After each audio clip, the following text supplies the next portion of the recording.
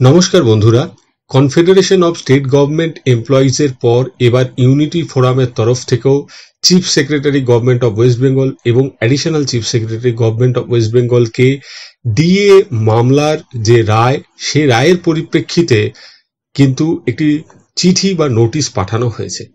তাৎপর্যপূর্ণ বিষয় হলো, এখানে এই চিঠিতে রোপা 2009-এর পাশাপাশি রোপা 2019-কে কেন্দ্র করেও কিন্তু চিঠিটি দেওয়া হয়েছে এবং সেখানে দেখা যাচ্ছে যে যে কপিগুলো পাঠানো হয়েছে তার মধ্যে permanent order DA HRA TA at government of India as per ROPA 2029 dated এত, এই যে বিষয়টা, এটা কিন্তু রোপা 19-কে কেন্দ্র করে।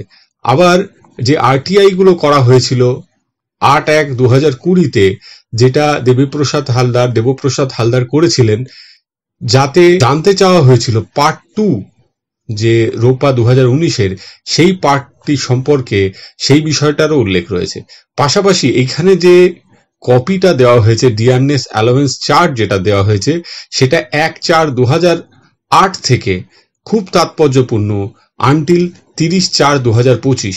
এখন বোঝাই যাচ্ছে 1/4/2008 থেকে রোপা যেটা 2009 সেটা শুরুর সময়, কিন্তু 30/4/2025 অর্থাৎ এপ্রিল 2025 এটা কিন্তু রোপা 2009-এর সময়কাল নয়, এটা রোপা 2019-এর সময়কালে চলে আসছে। কারণ 1/1/2020 থেকে রোপা 2019-এর ফল আমরা হাতে পাচ্ছি। নোশনালি এটা 1/1/2016 থেকে স্টার্ট হয়েছে। তো বোঝাই যাচ্ছে যে পুরো ব্যাপারটা কিন্তু এই যে সুপ্রিম কোর্টের অর্ডারটা, সেই অর্ডারটাকে সামনে রেখে রোপা 2009 নয়, শুধু রোপা 2019-কে কেন্দ্র করেও ডিএ চাওয়ার দিকে কিন্তু এগোনো হচ্ছে। এটা বেশ তাৎপর্যপূর্ণ, আপনাদের সামনে তুলে ধরলাম। সকলে ভালো থাকবেন, সুস্থ থাকবেন। ধন্যবাদ।